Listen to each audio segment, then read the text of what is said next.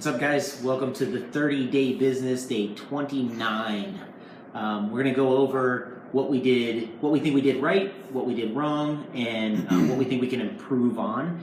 We're just going to hit some of the highlights, and then in the blog we'll put all of the details so you can check out all of those details if you would like. So we're going to start with the things that we did right, or at least that we think we did right. And the first one is the implementation of Facebook ads, and more specifically using targeted audiences and refining that audience through analyzing the data. Yeah, so just one sentence to add to that. I think a lot of people run Facebook ads and then just say it works or it didn't work, but there's a lot of details behind the scenes that digging into the analytics is very useful. One of the other things we did was landing the space at Tech Tank. So we just made a call. Max visited a few places in town. We needed space. We didn't first look to say where can we buy it. We looked and said, who do we know that could potentially help us out? I think you made 3 visits on the fourth visit. Who do you not know that could help you out? Yeah, and true. who that you should get to know. Yeah. Because that's what we did. We didn't know those guys. We didn't, right. We going in order, or are we just jumping around? Yeah, well, I didn't know if we were going to cover all of them, or I thought we were just going to do the highlights. So. Let's do the highlights. Yeah.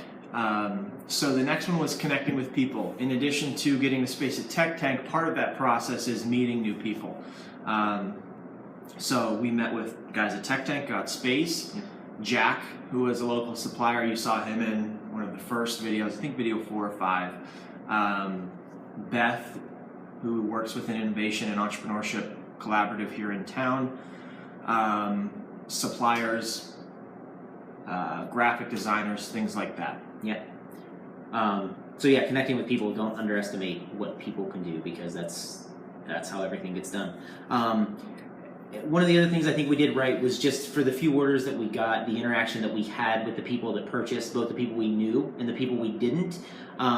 Customer service will go a very, very, very long way. We made a mistake on one of the orders, and somebody basically they got to buy the order for $0.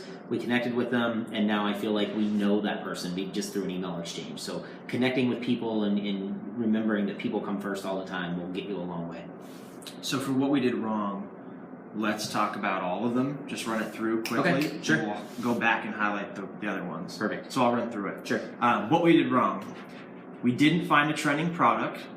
Didn't pick a niche. We didn't really have a schedule for our 30-day business. We didn't strategize and make a marketing plan. We just went out and did it. Some of the guidelines messed us up. We didn't have a real strategy for the entirety of what we were going to do when we met up every day. The website was a little bit, we had some complications deciding what we wanted our website to be, what platforms to use. Facebook ads as opposed to building a brand first. We essentially targeted $1,500 as our goal. That's more of a sales challenge. We really tried to build a business in 30 days. We'll touch on that. And then selling a product with too many variations, right? We didn't just sell black coffee. We sold flavored coffee in this many different flavors. So it's a lot of stuff to think about. So let's go back and talk about the highlighted ones. Yes. So finding a trending product. So because we had such a short timeline, trying to pick a product that was in a very established industry and trying to brand our business to be able to break into that industry is very difficult. If we would have picked something that was trending, like if we had jumped on the Pokemon Go bandwagon right at the beginning, we probably could have sold a product that we could have gotten out quickly and made $1,500 on. Or more. Or more, right. You should talk about the website, because that's more your background. Sure.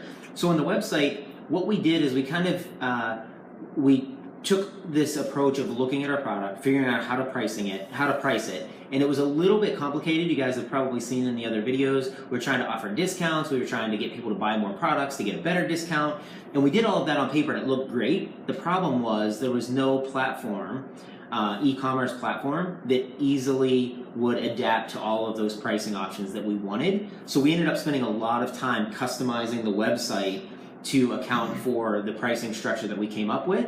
We probably would have been better off to say, okay, what e-commerce platform are we using? How do we price our product to fit inside that model? We could have been done in 2 hours as opposed to 5 days.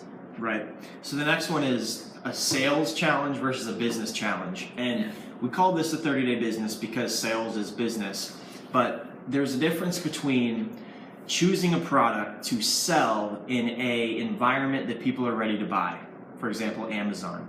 That would be a place where you could create a product, just get a product from a wholesaler, create it, whatever, and you just go sell it, private label it.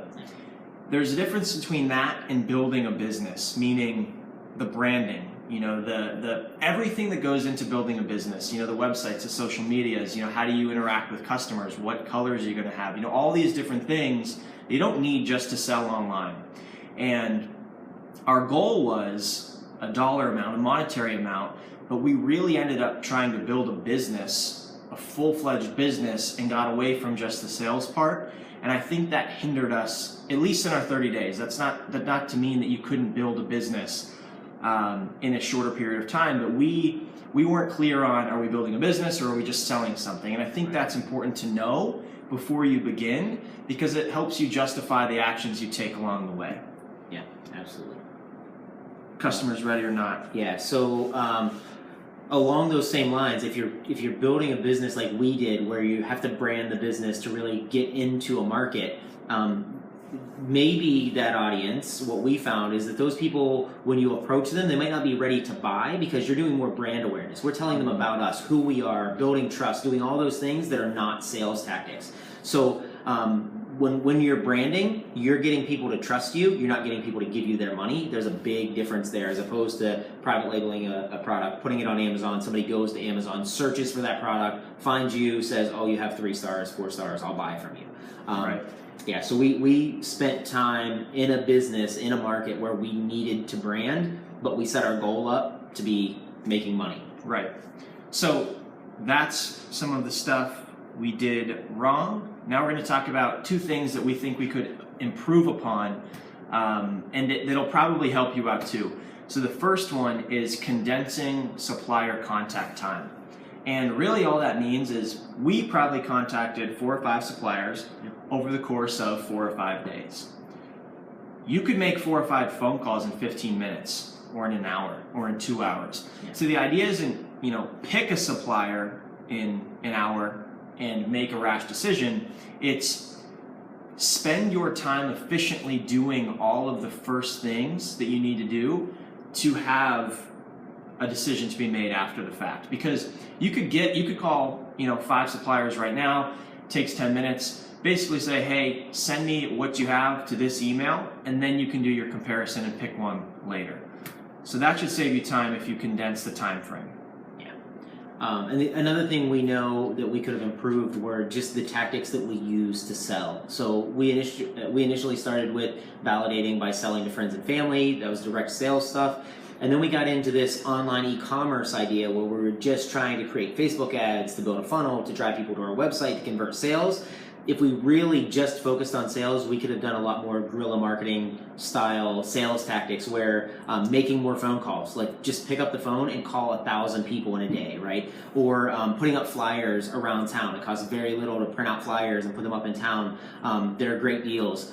Even going and buying some coffee and just selling it somewhere in town, right? There's lots of things you can do. Pop-up shops, whatever. Yeah, exactly. But things that we could have been more focused on sales and said, forget about the e-commerce side of things. And I think some of that came from being inside the 30-day framework. But in terms of you starting a business, just sell your product, right? Don't make it more complicated than it needs to be. Just figure out cheap ways that you can get in front of people and sell your product. Yeah. So now we're going to talk about what we learned.